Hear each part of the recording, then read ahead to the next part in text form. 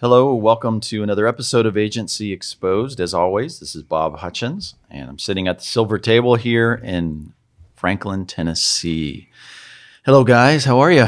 Oh, good. Bob, you didn't sound as energized as usual. Oh, I don't? I Yeah. sound a little... I've had 2 coffees. I only had one. I didn't get a lot of sleep last night, to be honest with Yeah, you. well, last night was weird. I didn't sleep well either. I'm wondering if there's something in In the atmosphere. the moon or something. I don't know. Yeah.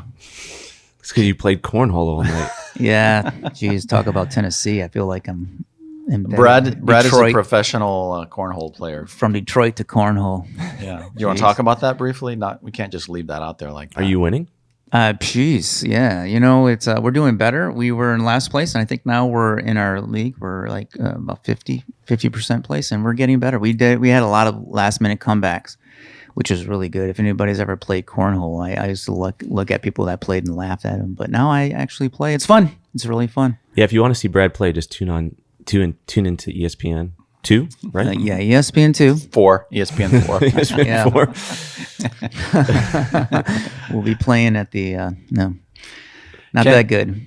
And Ken's going to make us a pizza. I hear that he makes pizza. I so. do. I make pizza on Fridays for my family. I'm Ken- from, living the cliche. Ken was talking about the getting half out of, Italian from New York. he wants to making start a new pizza. podcast called Pizza skills. Pizza Skills Exposed. He wants to buy a pizza joint and thinks there's a business somewhere in there. Yeah, there's some guys around here that make some good pizza, but they need some help. So They're from New York, right? they are from New York. Yeah. So Ken has a And it's Friday when we're recording this, so your house tonight, right? Yeah. Pizza. Yeah, Awesome. I make pizza on Fridays. Yeah. Oh, What kind of pizza do you guys like? Let's talk about what your favorite. So you know what pizza that's Because it really defines your pizza defines who you are. You know yeah, that?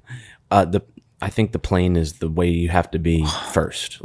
Plain is real pizza. Quattro formaggio. Right. Papa John's is not necessarily the real pizza. And then what's really good is if you put some fresh mozzarella on top. And I don't say it like Do you like buffalo, like the mozzarella. big, like do you like the big spots, or do you like it kind of yeah, and all the evenly? big stuff, and then Okay. some basil. Ooh. And then you could do it to pizza. You know what's really popular in my house right now, and you'd never think this would be good, but you should try it. It's a pizza with salad on top of it. Oh yeah, A good arugula salad. Like a drizzle oil, of vinegar, olive oil, a little bit of balsamic. On So is top. that Northern balsamic? Italian or Yeah. Southern Italian? I don't. That is something my brother. I got to give him credit for because I've been places where did it. they do that. The pizza salad where It's they so put good. the Oh, arugula man. and they put that's crushed the most pepper. popular right now. Yeah, that's great. Really? Interesting. What about you, Bob? What do you like? I don't do the Hawaiian stuff. or See, I anything like that. Hawaiian, but it's not. I know it's not yours. I'm pretty agnostic. I'll eat any kind of pizza. Do you like a lot of vegetables on it, or just plain? Yeah, I like veggie. I like full-on meat lovers, whatever. I just love a plain, really good New York style cheese pizza. Yeah, so you're a purist. Wait, and a big go, slice see? where I have to fold it. Now it's And folding New York. and the grease strips just perfect. Because I'm from Detroit, and so Detroit has Detroit pizza, and so everything that you buy around, Yeah. is considered like Detroit pizza. Like there's so many Detroit pizza franchises that are from Detroit, obviously. So they're that kind of style, the square, the deeper dish. But I really like the New York style, thin, Then but fold nice. it. Yeah, fold it. So do you think it's a kinda real good. thing with the New York water thing? Is that a real thing? I think so. I mean, it's pizza, bagels, like all these different foods. And everyone swears that it's the water. I don't know. I had someone I know that wanted to start a bagel place over here in New York Bagel. They wanted to Import the water. They wanted to import the water. I mean, look, It's magical. I don't necessarily believe it, but it's like it does taste different. So maybe that is what it is. I don't Yeah. know. I grew up in Queens, and I was always told that we had the best water in the country. Yeah, it's Really? still the same. My daughter is up there in school, and she always drops that. She's like, "It's the water, Dad." Yeah. So it's like Comes some from the kind of Adirondack. Is it the I think it iron? comes from the you think it's Adirondacks. the iron or something in the water? Or? It's all the toxins. I don't know. That's all the pollution. toxins. Yeah, I mean the mafia's been dumping bodies in the East River for so Oh. long. I'm just kidding. Well, Wow. that's a great segue into what do you do? Your operations in your business. So last time we touched on accounts receivable, and we talked a little bit about some current events. We talked about processes, and so today let's continue that because you were saying this earlier, Ken, before we push record, that there's so many times that it's these little things behind the business that people don't talk about, and we all kind of have our own processes. Like you do payroll a certain way, you do accounts receivable a certain way. And it's fun. We can talk about the software, but let's talk a little bit more like what's the reason behind? What are the mistakes? What are the things we learned in our contracts and our processes and the software we learned along the way that led us to where we are now? Because probably in a year from now, when we record again, I'm sure it evolves. It will evolve, and you will have refined that further. But so where do we want to start on that? Do we want to start on software that you guys are using right now? Do we want to pick up on the accounts receivable? I kind of feel like I don't know about you guys, but I kind of feel like pricing and how you do your pricing and how you do your terms and all those kind of things. It's kind of like what we talked about last episode. I bet for any owner of a business or any leader or any agency owner, they don't think that's a boring subject, I wouldn't think. And it's one that there's no book on it. No one shares that stuff. And so there might be a little bit more that we can go into that, and then we can go into some of those other areas as well. Maybe also we could talk about our like master agreements and things that we found that we've had challenges over the years that we've had to write into our contracts to kind of protect and to set a stage for our customers initially, so they understand the guidelines to working with our businesses. And every business has to. So Brad, can you actually explain to me, because I don't come from traditional agency world, but like the MSA, Master Services Agreement, and the SOW, and how all that stuff works together. Like, can you explain to me the official way that works? Given your background? Geez, I don't know. I don't have a business background. I have a creative background. I always thought it was odd. Like you have to have this agreement and this agreement. If if you look at probably most business owners, none of them have a master's degree in business. Most people that have master's degree in business are probably working for a company. They might not be an entrepreneur. So typically most people get in this business because they are practitioners and they love what they do. And so you build a burger joint because you make a great burger and you're passionate about burgers, right? And that's kind of like how I started. I was passionate about the craft of advertising. And so for me, I never really thought about processes of business. I was always about how to get better product to my customer that works. I wanted to make sure that my customer was successful with what they did. And I always felt like what I did wasn't easily taught. It was something you kind of had to, over time, it was more psychology than it was a process to get there, right? And it can be taught for sure in some ways. But for me, I felt like I've learned a lot from my past. Sometimes I kind of learn it and then forget about it. And I think that's the challenge. I never really implemented it as a process. I get some pain from a customer because I didn't have something in the contract, and later that I'm like, oh man, next time we're gonna have to do that. And we never added that into expensive lessons. Yeah, expensive lessons here and there. But I think today's world is different. I mean, our agency works pretty simply now. We just have a statement of work, and we have a service agreement or a master agreement that says, hey, this is the type of service we're going to give you. But it is detailed, and we still add to it. The purpose of the MSA is that the Master Services Agreement, that's to have the overarching. Correct. So we'll do a SOW, and in our SOW, we will unpack kind of the lane that we're going to play in, right? We try to make sure that when our deliverables are really detailed as much as possible. And that's really sometimes hard when you're getting involved with a new customer where you don't even know what exactly the deliverables are. You're just kind of, or you don't know the depth of them, right? We try to write our language so it's really specific of what they're going to receive. But we also try to write in there that they have a responsibility for us too, that they have to make sure that for us to develop and launch successful products, they have to be engaged, and we're going to need that engagement, because otherwise what happens is if they're not engaged and we're trying to pull information from them, or it takes months longer to get the information because they have certain like subject matter experts internally that they can't get meetings with and they can't pull that information, then what happens is you get scope creep, right? Or you get time where you're all of a sudden now it's the project's going beyond where you've dedicated your resources. So we have to outline all of that. And we don't typically force it, but there are times where we start to message that. And I always feel like, at least if it's in there initially when they sign the agreement, they sign the SAL. So when we do a SAL, we'll do a statement of work. We'll unpack what the work is, what the deliverables, the reason why we're doing it. A lot of times we put in there too, so that if somebody gets it and it's not part of the project, they'll go, okay, this is like, if a CFO gets our invoices and looks at our statements of work, they'll understand the value of it. So I always want to write value into our scope of work and the kind of like an executive overview of every project, of why we're doing it and what the end result might look like, and then what the deliverables look like. But then afterwards, we do actually put restraint on it to say, this is how many revisions you get. This is the processes that we take. Here are the benchmarks where you're going to need to sign off on things. Here's what happens if... here's what is guaranteed. Here's what's not guaranteed. If we do software work, this is how we'll manage the software. And then our master agreements talks about everything, like how we work, even our hours, even the holidays that we take off. We even put in there, the idea of the change of your contact.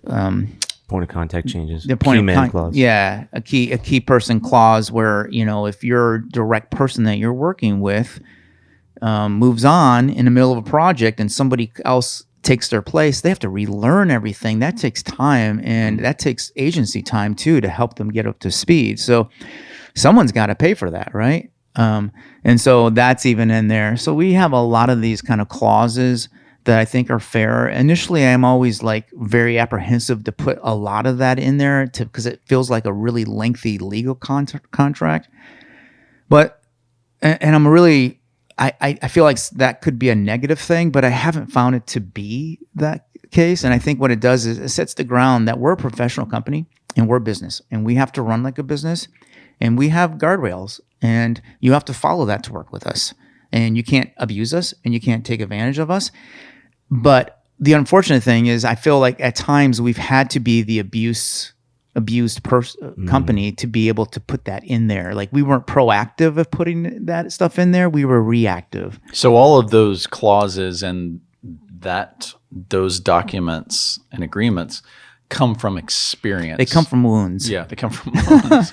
Yeah, no, that's a good takeaway for anyone. I know giant agencies, they have those, they've had those for decades, but maybe they're even overwritten. Mm-hmm. But anyone who's on the medium, smaller side, like I think it's important to have good guardrails. I think that's a good way to say it. Like the same with us. Like we, who wants to have a giant list of terms? No one does.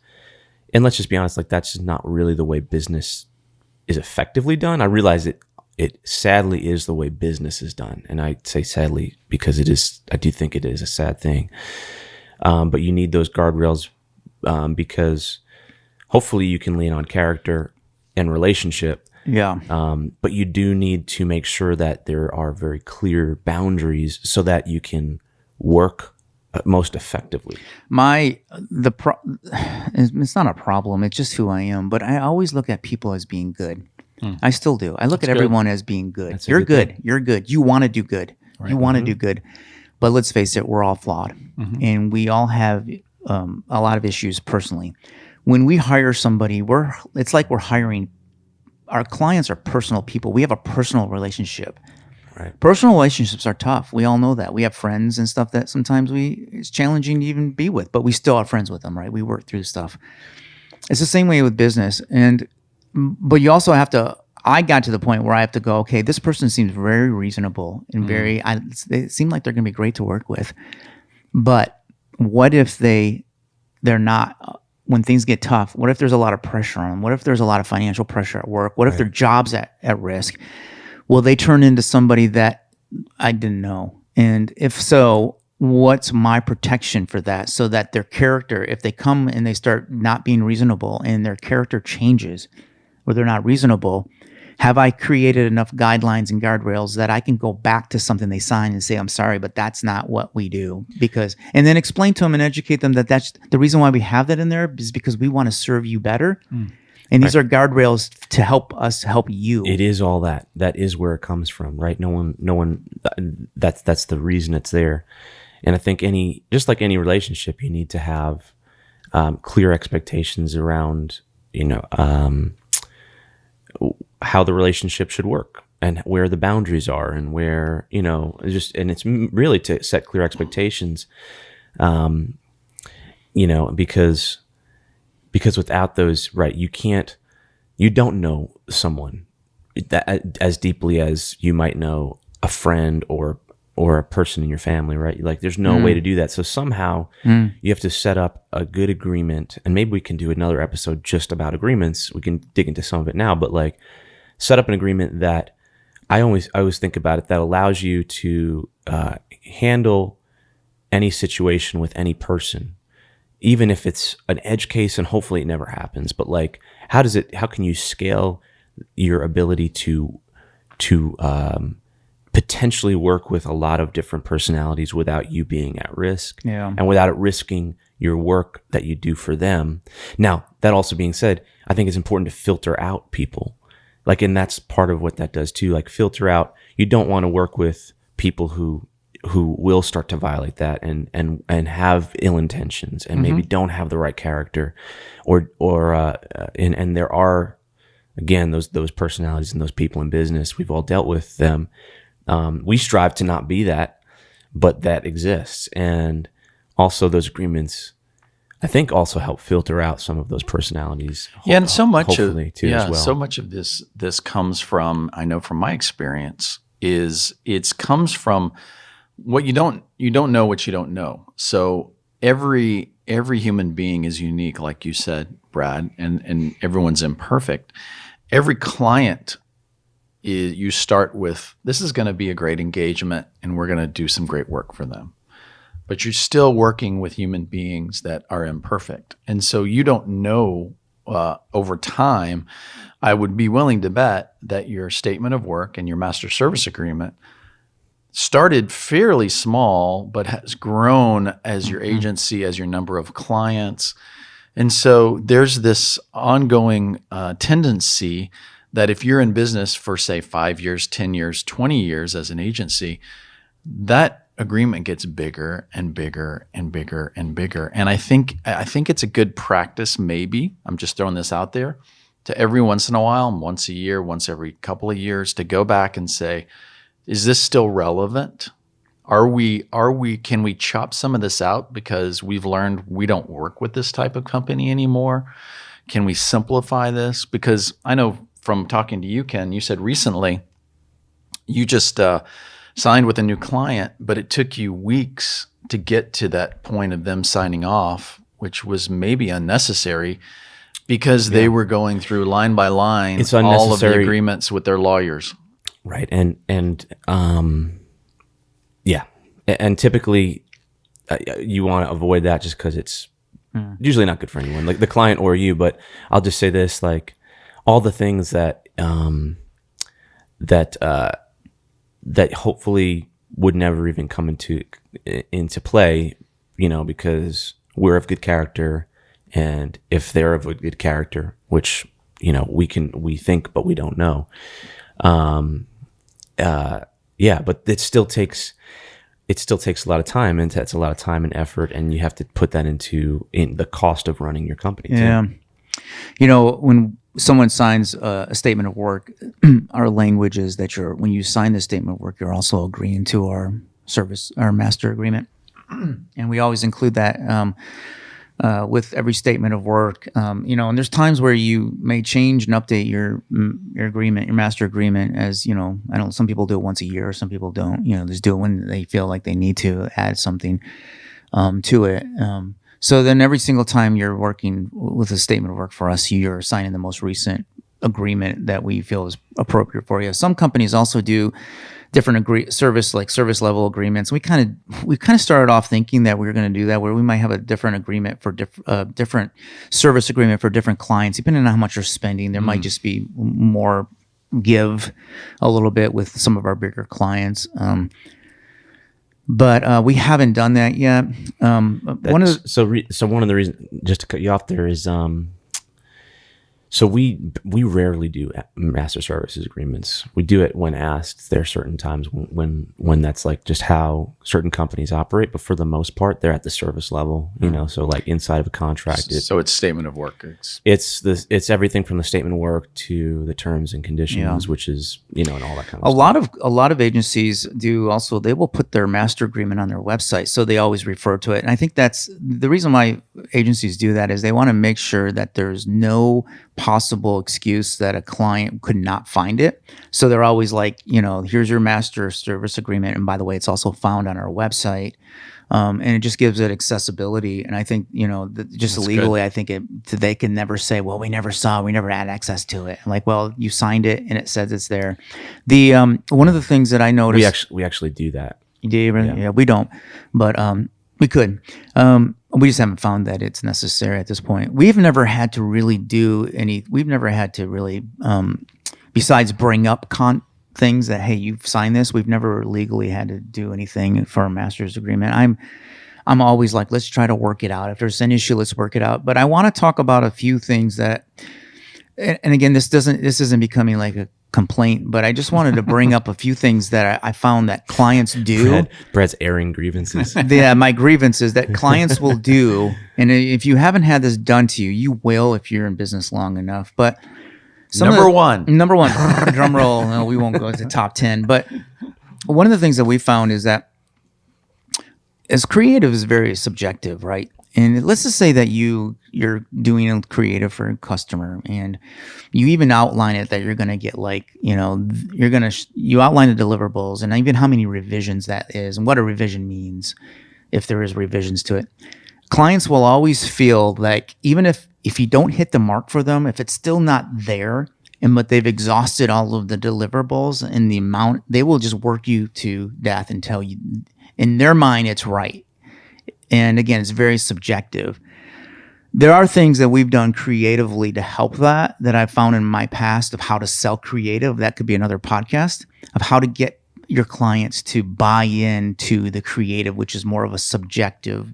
I have a very, very strong process and approach to that so that there's rationale, that they're buying into the rationale of the creative. And so when you pitch it, the pitch is all about the rationale that they've already agreed to, bought into, and you go back over those points again of what that creative is there to do and why it's done the way it is. So it takes the subjectiveness out of the pitch. So that's one thing. I want to learn that. Yeah, that's one thing. But another thing is that, for our statements work, like let's just say it's a project based and we're doing the project and it's over a 2-month, 3-month period, and we break it down into payments. We might have a deposit, we might have a middle payment, and then an end payment.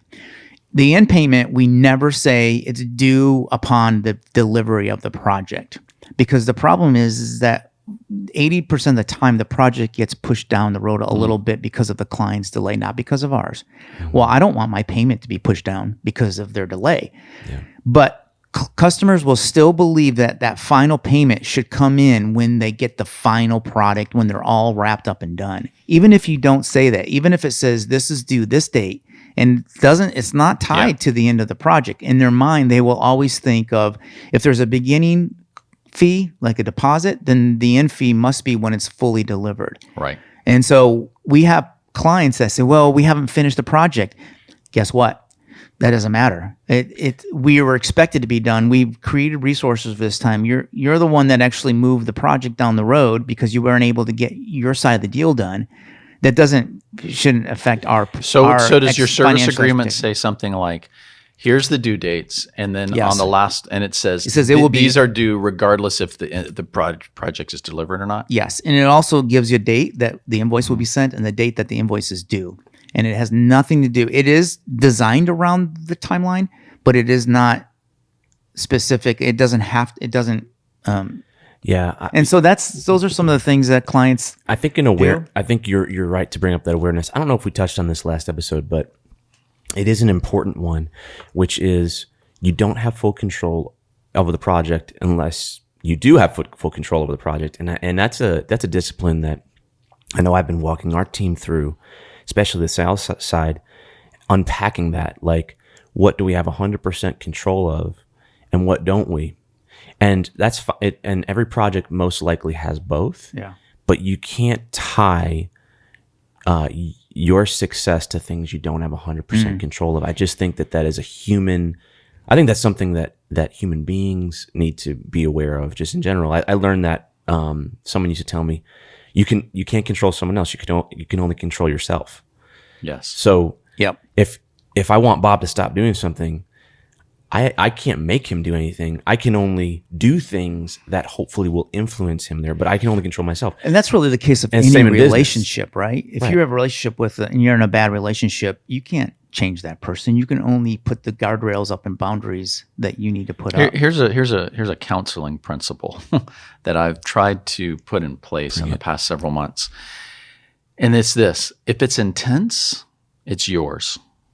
If it's intense, it's yours. Meaning, if there's something that keeps making you angry, and if it involves another person, they just keep, it's something that they do and it just like sets you off, or it creates conflict, if it creates anxiety, if it creates issues, if it's an intense, it's something that's inside of you. It's not in that other person. And I think in the business, how to apply that would say, if you keep running into something with clients, if you keep or if there is a specific client that you just can't get and they just set you off and your team, it's a problem inside you and your business. And usually it's inside you personally of saying, And if vice it's versa. intense, it's yours. That's a good rule to follow. And vice versa. We've talked about this before a lot. Like, we have to realize that there are human beings on the other side. And so I know I was always told, hurt people hurt people. Yeah. And in business, that is the case too. It's unfortunately, and you should be aware of it. And so if it's intense, it's yours personally, but also on the other side, a lot of times as agencies, we run across a lot of people with a lot of pressure on them. Right. And You can't take it personally. you can't adopt that. And it also, different people handle pressure differently. And sometimes that's where toxicity comes from. Right. And got to realize that this is happening, especially if it's happening on their side, like, because this person's probably got some issues, right? Their intense from. reaction is theirs, and you can't It's take probably that on not- as like, what did I do wrong? And it's probably happening in several places. Right. So I think the principle there, what I'm getting to is, we need to, if there's something that seems to be happening with a client or continuing to happen in your agency or with your team, it's probably something you got to fix internally. It's not. You can't keep pointing the finger out. Oh, that client's awful, or if they hadn't have done this, or We try to, and this is something I talk about, is we try never to talk badly about our clients. That's a culture that if you allow in your Same. business, man, it festers. Do and it not do will. that, yeah. Do never, as a leader, never talk badly about your customer. Believe in every one of your customers. We even go to the extent where, and sometimes it's hard because, again, while we try to filter out bad personalities, if we see them, and there are those, sometimes they'll get through, and it'll be someone that's not related to the project that steps in that you weren't aware of. And because things get intense, sometimes people abuse people, and we'll even get to the point where, like, no matter what, if they're on the phone, they could be verbally abusing you. Hopefully it never happens, and it shouldn't. But maybe illegitimately they're doing, just being rude. It's just like, we're always respectful. We're always calm. We don't talk badly about them. And you're right. It just, if you do that at all, it starts to jade your team about what you're doing. yes, Well, I think your team, there's like everybody, right? You have employees who are literally keeping their mouth shut, and but they're wanting to explode and go off on a client. Not on them personally, but like in the back, off after the call, they're going to want to talk like, can you believe that? I can't believe them. But I think you got to make sure that you understand that I always say this, we're here to win the war. We're not here to win the battle. If you think of your business as I'm just here to win the battle, you're going to get so frustrated at the battles that you'll never win the war.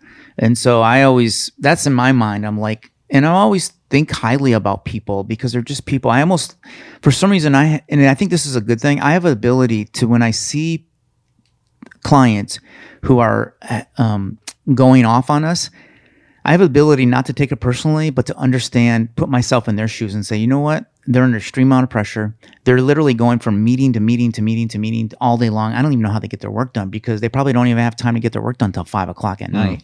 They have kids, they have families, they have all the stresses that we have on ourselves. In this business, there's a lot of young people. And this might not sound great, but I'm telling you, when I was younger, when I was in my 20s, you don't have the level of stress that you have in just life. You don't have kids, you don't have families, you don't have bigger mortgages, you don't have all that stuff. You don't have, your attention span is a lot easier you just focus more. When you get older, you're just getting pulled in every single direction. You just kind of, it's hard to focus. And so if you can have empathy for your customers in that way and go, okay, what are they going through as a people? How can I help them? How can I just endure this for a little bit and not take it personally? Because it's probably nothing about me. Maybe they just had a bad meeting before they jumped on a call, and now we're just getting the brunt of that.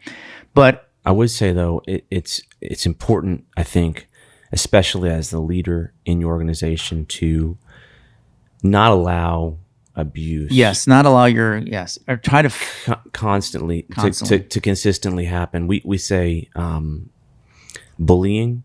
And it doesn't, again, this is like 1% of anyone we'd work with. But it does happen. And when it happens, it can be, it's the same as playground bullying. Yeah. And so if someone is consistently and has a pattern of disrespect, rudeness, and even disrespect and just kind of like intentionally disregarding timelines, deadlines, all those kind of things, your team, it's unhealthy for your business and super unhealthy for your team. And also it can feel like you have to choose between your team's health and the relationship with that potential client. But I think it's always better to like make sure that your team is protected and healthy. Yeah. And so you can't feel I know with everyone, with anyone on our side or on the agency side, holding and being respectful no matter what, it's important that in order for that to work, you are able to create environments that allow health to happen. So by that, it means like you might have to have a talk with someone. You might have to get rid of a client if they're just not able to respect those guidelines, if they can't respect people. And that's extremely rare, but it does happen. But I guess the point I'm making is, in my opinion, make sure that you protect the health of the human beings that you're set out to protect, which is also the team that's underneath you. That's good. That's good. And I think there is that point where a client can, if it's constant, then and it has to be addressed, and you have to, you said, stand up for your team and make sure that they're not feeling abused or disrespected constantly by a client. So this goes back to the contract side of the discussion. Is there a certain source or tools or software that you guys have used or currently using for your contracts? Like, let's say I'm a relatively new business startup or agency that's listening to this, and they're like, I need to get my act together with my contracts. Where does someone start with that? I wish that, as far like there's definitely software. If I can talk about software we use, but as far as content, we've just had to build ours from the ground up through pain. And what's interesting, and we were talking before the show, is like before last episode, I think we all hadn't even shared some of the details we'd shared with each other. And it's funny to see how you kind of come to the same conclusions, but you go through the same pain. Right. And I think that is unfortunate, and it sounds like a dumb way to operate. And so our goal with our podcast is to help it talk about those things. So maybe not everyone has to go through the same pains, because somewhere there should be like, okay, here's, not the same contract's not right for everyone, but like I would bet that, 9 out of like the 12 things that are in most contracts would be pretty close for every single agency. And so No, I don't know of one. We can. I wonder if we can share a template or something like that. Yeah, Sure. In the notes. I'd be so apt to share my template. Yeah. It's funny because I've had multiple business attorneys try to write our contracts for us, and they miss it. They're just very general business contracts. I think an agency has to be very specific because of what they deliver. I think there's a lot of things that are missing from the contracts. I also felt like a lot of the attorneys didn't solely really understand the nuances of our business, our industry all that much. So if you do hire an attorney, try to hire somebody who's works with some large agencies for a long period of time, and make sure you do a lot of reading and make sure you question the contracts that your attorneys put together. That's good. Unfortunately, attorneys seem to kind of just have a boilerplate things that they give you that are just general business protection, and they just kind of maybe give us 50% there. We've had to add the additional 50%, and it's been based on other contracts that we get. And a lot of times, the language can be too hard or too harsh too. And I always wonder, is that necessary? And again, I'm not an attorney. Sometimes I feel like I have an honorary Sometimes degree, but you play one on TV. But the more you can make it normal language, I think also helps too. Because look, these things are not meant to intimidate, and sometimes they sound intimidating just by the way they're written. Yeah. I really think that. But I just want to say also that, unfortunately, I have to say this is not legal advice. Yeah. Right. And I'd be happy to share a boilerplate of some we're not a template attorneys. of contract, but please, do your own research. What would you guys say are maybe the top 3 things that any agency should, if you could boil it down to 3 things, because a master service agreement and a statement of work is a different thing, but a master service agreement, they can be a page, 3 page, they can be 10 pages, they can be, but what are the main 3 things that you would say, if you could boil it down, that an agency needs to cover themselves in an agreement? Well, I would say, I don't know if it's top 3, but I would say definitely scope creep of making sure that the time that you've dedicated for the project doesn't get out of hand, or that the deliverables or the expectation doesn't get out of hand where it's too gray. And I think the more gray your scope of work is, the more challenging it is, because what I believe and think is reasonable isn't what sometimes your client's going to think is reasonable. That leads to scope creep, meaning, you designate a certain time for a project, and for whatever reason, usually on the client side, they have changes, they don't get back to you, they get delayed. So it was a 1-month project, ends up being a 3-month project. Correct. And you end up losing money on the project. So there's scope creep. And then I think also an important one for me would also be is, what are the terms of payment, right? What are the terms? Yeah. And like you said, are the terms tied to milestones and deliverables, or are they not? And I think that's an important one too. Yeah, I mean, what I found just on that note is we generally, this is not a 100% rule, but it's probably almost, I can't think of a project that we don't do this, but we split payments monthly. So it's not, we never have it just goes on a schedule, and it's based on calendar, and that has helped to avoid any question about when payments due versus timeline. Now we have a timeline that's typically separate, but again, you don't control that 100%. And so I don't know, Brad, you mentioned earlier that there's still sometimes a misunderstanding that the payment date is on the delivery. Pulling payments away from timelines of deliverables, I think, is really, really crucial. Let's just be honest. Cost is associated with time. Yes. It doesn't matter. It is not when you deliver a product. And so that's just the reality of it. Yeah. And so we just went to a simple split by month. Sometimes we'll adjust that, but that's an advance you agreed to. And we don't typically have issues with questioning when they're due, because I feel like it's decoupled once it's it's to do with the calendar. It's almost decoupled from the project timeline in the mind of the client, or at least that's my guess. To the question of the top 3 things, I would put it in the category of expectations. So I think scope is a really important one.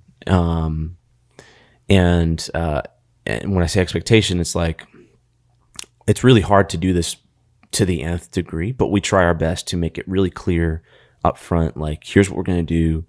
Here's what the scope looks like. Here's what happens if you go outside of it. Here's what's expected of you. Mm-hmm. Now, again, it's hard to do that to 100% or to, perfectly, but that's our goal. But I think when you set expectations, I think that'd be one category of things like in your agreement is how can you make it really clear what like all those things look like. So there's no question. There's no even ability to manipulate it if there was a question.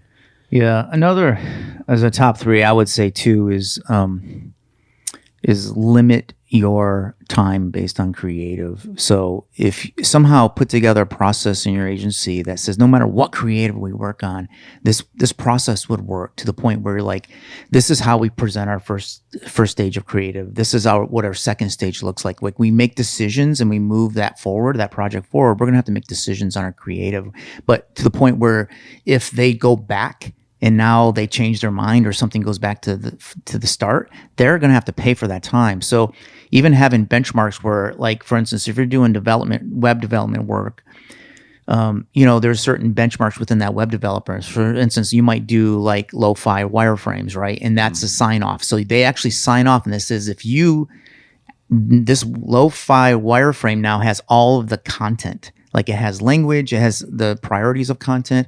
If this changes, we're moving this now into the next phase of like hi-fi Wi-Fi's are designed. If we change, then you're going to have to pay for us going back at this point. So we have physical write-off sign-offs that they actually send us to say, and it says that language. If this changes, you're starting back over again. You're going to have to pay for it. So that and we have to get that. To us, that's made a lot of sense.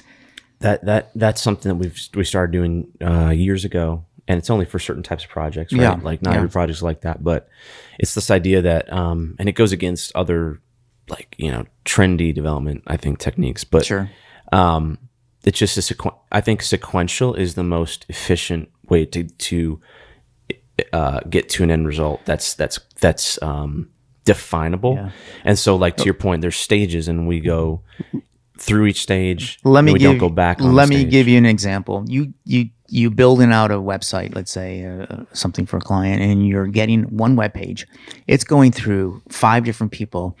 Let's just say that the page took 20 hours to get from concept, talking through all the subject matter experts within an organization to get the ideas of what kind of content needs to be on there. You push it all the way through wireframe design. Your designer spends 10 hours on the site because there's unique graphics and unique things in animation or whatever. You get to the point where you're showing it on a dev server, and then somehow somebody else comes in out of the blue, or your point contact leaves and now someone else is there, and they're like, this isn't right. We got to change it all. Well, you just spent all that time getting the ball down the field, and now you're going to start from yard 1 again. You just can't do that, and that's the expectation that your client's like, well, it's not launched yet, so therefore we can continue to beat it up until it's finally launched because it's not right yet. And I think that goes to a lot of agencies just operate fluidly, organically. I think I would really encourage everyone to like think through like, what is the formula for success? And it's a process. Someone told me recently, and I don't know if this holds true everywhere, but I think it makes you think. It said that business is systems and processes, and people are just there to manage it. If you think about it that way, though, whether or not you believe that 100%, if you think about it that way, it forces you to say, okay, what is the process that you go through that creates most likely the success on the other end, and has the fewest number of like gotchas and potential problems. And so I think you need to focus on that, because if you just do and then take feedback and keep doing that kind of thing, it's going to be, you'll never be in the driver's seat of. I think that's a great point. I think it's an excellent point. But I would say the frustration and the dance that takes place is what you're talking about is one side of the coin. The other side of the coin is creativity and subjectivity. So you have to have room for that. Yeah. Absolutely. So when you apply a process that says this is the process to something that's very subjective, that is, oh, this looks good. Oh, this doesn't look good. This is what I wanted. This is not what I wanted. Our team likes this part, but they don't like this part. And you're like, no, that's the way it works. And that does look good. And this, I know it looks good. And you're like, so there's this dance of having to say, like, I think getting at what you're talking about, Brad, is how do you marry those two together so that there is some formula for success that's based on experience, that's based on giving the subjectivity room to breathe and play in the midst of those guardrails. Yeah. And just to clarify, I would say I'm not suggesting the formula for like the design or that kind of stuff, but more so, what's the timeline look like? What are the stages that we go through? And we know that when we sign off on that, we have everything, unless there's something in edge case that we need to go on to the next stage with absolute success in that next stage.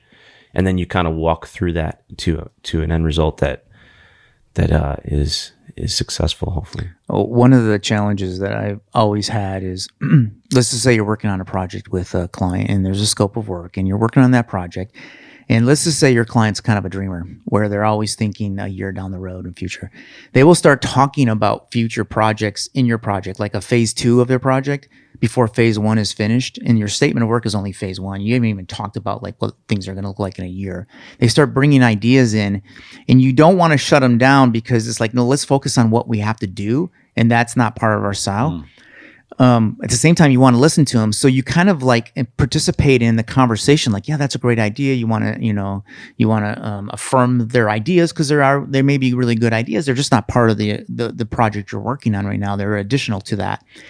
So you agree to them. And for some reason, they think that what you're agreeing to is part of the style. Because what I've noticed is clients never go back and look at the SOW. So they'll sign the SOW, right? It'll be outlined. They'll never go back and look at it. And what they do is they embellish and create something in their mind of a project that they're working with you on that is not what the SOW says.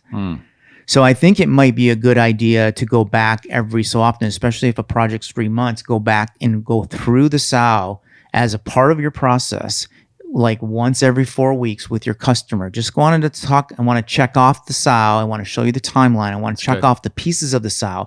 Again, this is what you've purchased.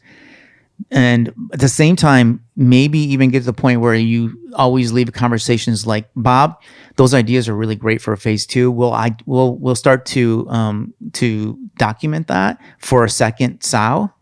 But it's constantly saying that's not part of this SOW. Those are great ideas, though, and we'll want to document them for a phase 2 as we start to get more involved in that. And we actually we like that. We kind of keep an ideas list as we go through that. That then we put into future roadmap, whatever you might want to call it. But it's that kind of capturing those because they're important, and it's almost like you like whoever's managing a client or a project. And you as the leader, like you kind of need to be a coach. Yes. So like people, when we're in Music City, so like musicians are great. Like you got great songwriters, you got great players, you got all these different things. But like, what do they need to? How do you create a hit song, or how do you create a song that people want to listen to? Get a producer, hire a producer, right? Because there's so much creativity, and someone's got to be like, here is what we're going to do, and I'm going to. This may sound you got to wrangle all that creativity in a nice way. I'm going to drag you to that, as much as and they may hate the way the cymbal sounds or the way that guitar lick sounds, but you're like, no, this is what works, right? And we could spend 15 hours trying to fix that, or we could finish the song. Right. Yeah. It's funny because that's this is probably another podcast, but I would like to talk maybe in the future, even on this episode, a little bit of how to control a statement of work internally. Like, how do you get your employees to understand the guardrails of what's been guaranteed as a deliverable, and to the point where your employees are not overthinking things or making them too big or not, where does that stop? Like to the point where like I hate the word, it's just good enough, because if just good enough to me sounds like you don't care that it's actually going to work. It's just good enough to get the buying of a client to make the client happy, but is it going to make the end customer happy to buy? To me, I'm really concerned about that. So I end up sometimes pushing projects and spending a little more time because I know it won't. I know it's missing the mark to be able to work. Like it's not going to get the results that we need to get to make that client financially viable, that product, or whatever, to reach our financial goals with the customer. And that's a difficult dance to do because you can't necessarily control the success. Yeah. And at the same time, you want it to be successful and you need to do your best job to get there, and also within certain boundaries as well, right? We got to the point where we're trying our best. Like we've been, again, just evolving as much as possible and learning through every single interaction how to be better. And one area is making sure, like it even just going more and more into clarity of expectations. And we've always been overwhelmingly clear, but we just try and be as much as clear as possible. And I think one of the things that we've been trying to do recently is in the scope of like the things that the functional, like here's the things we're going to do, here's the activities, how I always say, like, how can we write that so that we could check off each one if we needed to? Now, I'm not always possible. It can be really hard, but it's a good mental process to go through because then your team knows. It's kind of binary. There's no subjectivity to it. And it also forces you to consider, again, I think this is a really important point. I've said it probably 5 times here for a lot of agencies, is like, you can only control what you can control, and you need to be aware of what those things are. We do a lot of marketing. Can we control the success of your campaign? Realistically, no, right? I mean, you can't control it. You can't if it's on Facebook, you can't control Facebook and all the other advertisers on the platform. You can't control the product. You can't control the pricing necessarily. There's a million things outside of your control. Realistically, what are the things you actually can control?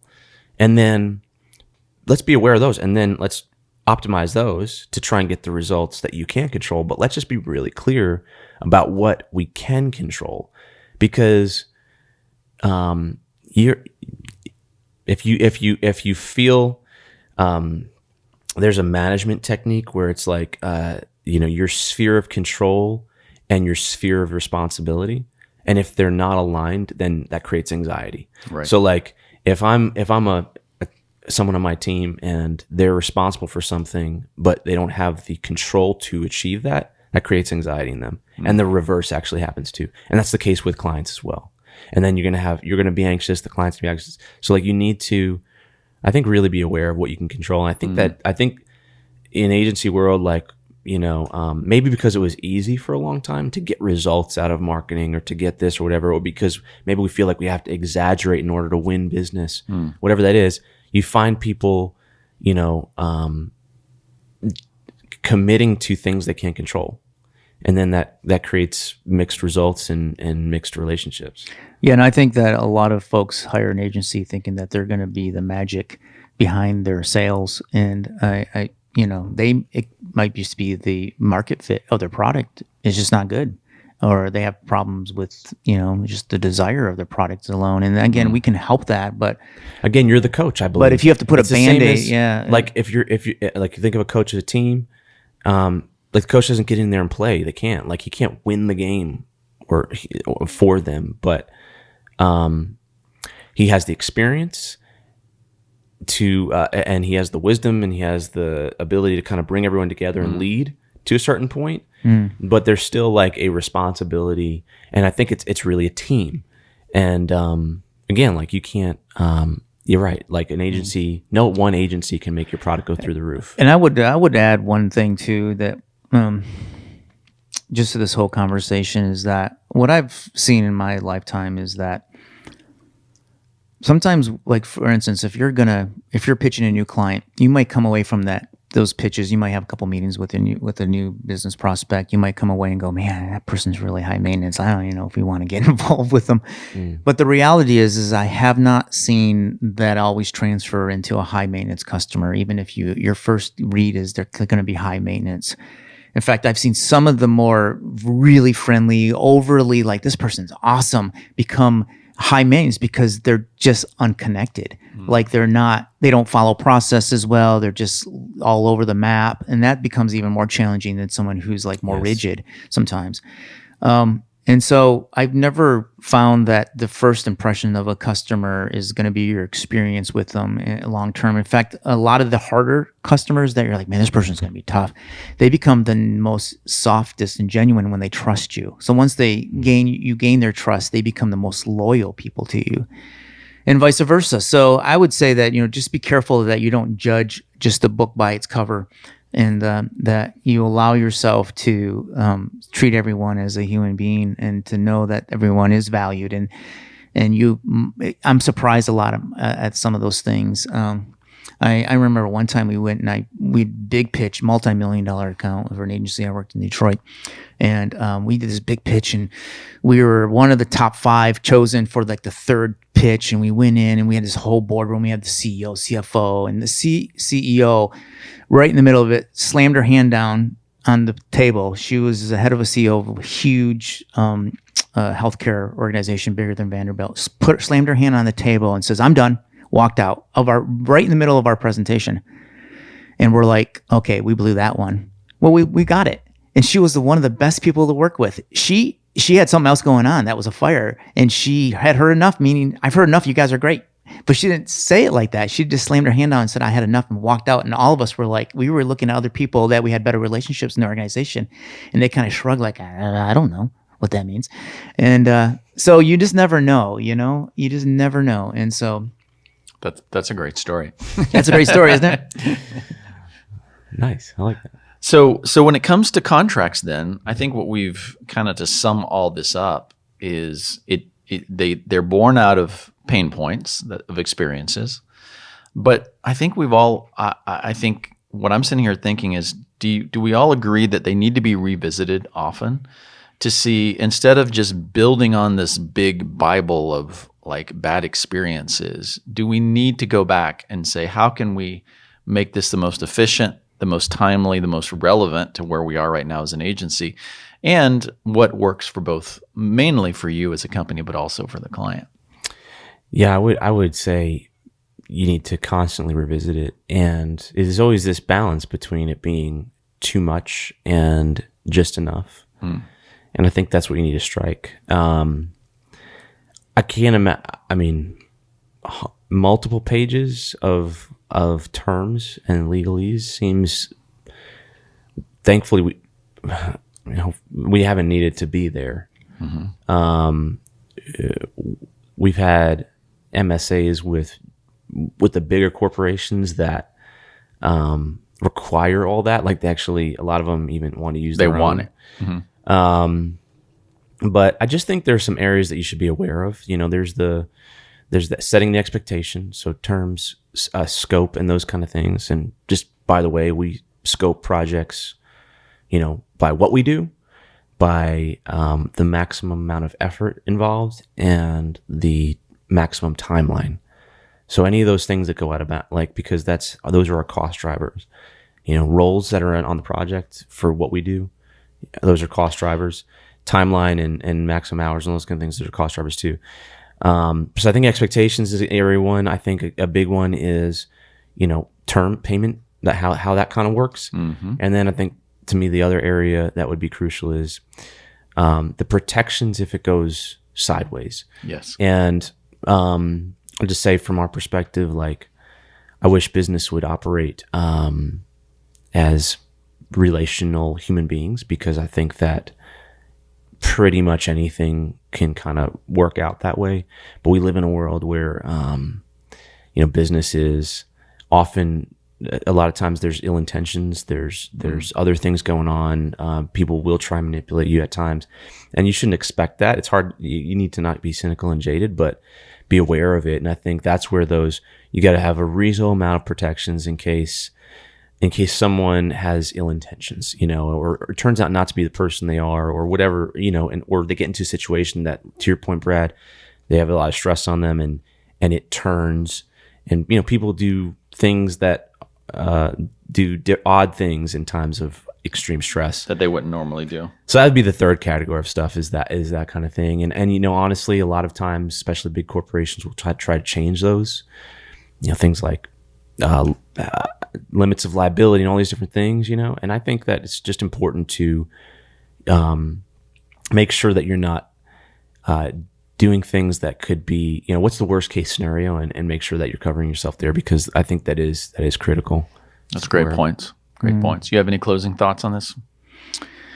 Yeah, I just think that if you do have a lot of terms, write them in plain English, and then also maybe even at the end say why they're there. Like, they're here for you. They're here. This is why we do this. And sometimes just a little sentence of explanation of the term helps people to see it in a different light. Again, I would say continue to test your terms, add more if you feel like you're more protected, and with new clients, let them see if they sign it. If they sign it and they don't give you any hassles and they move on, then leave it in there, and then, you know, continue to add as you feel. And can I mention this? Like the more terms, the more less likely people are to read it. And I think there's this, you know, there's this idea, maybe from traditional business, where it's like you put stuff in front print so people don't read it. But I'm of the mind that I want people to read all of them. Right. Because I don't want to have to enforce them. I think it's important to be aware of them. And then if there's problems, let's discuss it up front. Yeah. You know, if there's, I'm not sure what this means or why, or I'm not like that, let's discuss that up front. So I would say go the other direction. Like, you want people to read it. We repeat things in our contracts so many times that we just know that sometimes people skip over, and we really want you to know this aspect because, you know, it's part of the arrangement. Yeah. So I would just say, like, make sure that they're readable. Yeah. And I would say that, like you talked about reiterating, if you have a scope of work and you're defining the deliverables, even near the deliverables, you should outline some of the restrictions underneath there, because they're not going to probably go down and read the small copy just to reiterate it. And even though it is in your master service agreement, put it in there too, like, this only includes this, or this doesn't do this, or just to give them some clarity. Yeah. That's awesome, man.